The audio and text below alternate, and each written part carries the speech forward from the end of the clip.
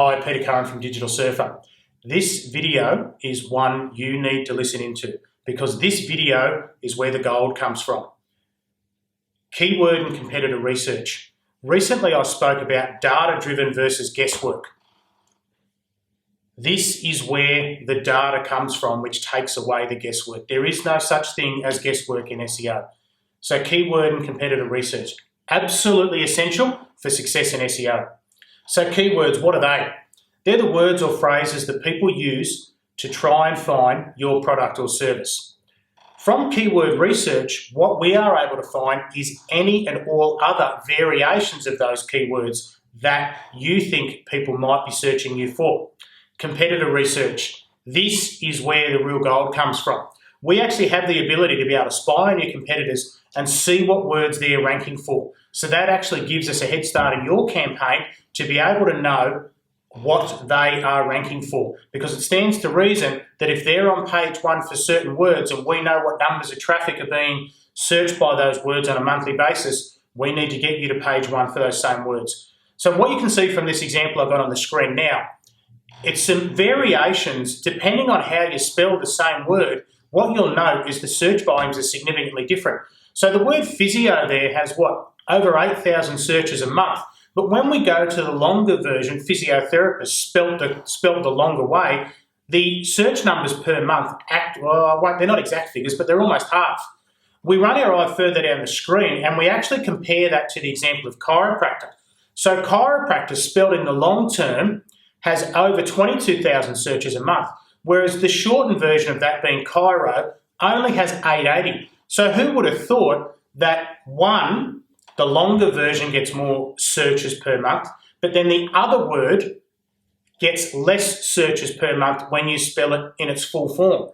I can't explain to you why, and why that is the case is probably irrelevant. And why one gets greater search volume in the full word as opposed to the short word, we actually don't need to know. But what we need to know is that you need to optimize your website and your Google business listing for both. However, we need to give more emphasis in our strategy to the one that has the greatest search volume. Now, what I've said in other videos is the one that has the greatest search volume, by rights, it's probably going to have the most competition as well. But that's not a concern of yours, that's a concern of ours. What I'm trying to highlight from this is without this research, you cannot create the strategy. You cannot create your content strategy. You cannot create your backlinking strategy. You need to know what words to search for. So what we've got to do then is put it all together. And we put this together in this three-pronged approach. And the three-pronged approach is this way. Your offer combined with what people are searching and combined with what your competitors are ranking for. So you may recall only a minute ago I said, knowing what your competitors' websites are optimized for, particularly when they're ranking on page one for certain terms that we know are probably bringing traffic into their business and consequently probably bringing in significant income into their business, which you want to come into your business, we need to know what your competitors are doing. Now, you don't need to worry about that because we find out that information. But what I'm sharing with you here is your offer combined with what people are searching and combined with what your competitors are ranking for. It's that three-pronged approach which gives us the data which help create your strategy.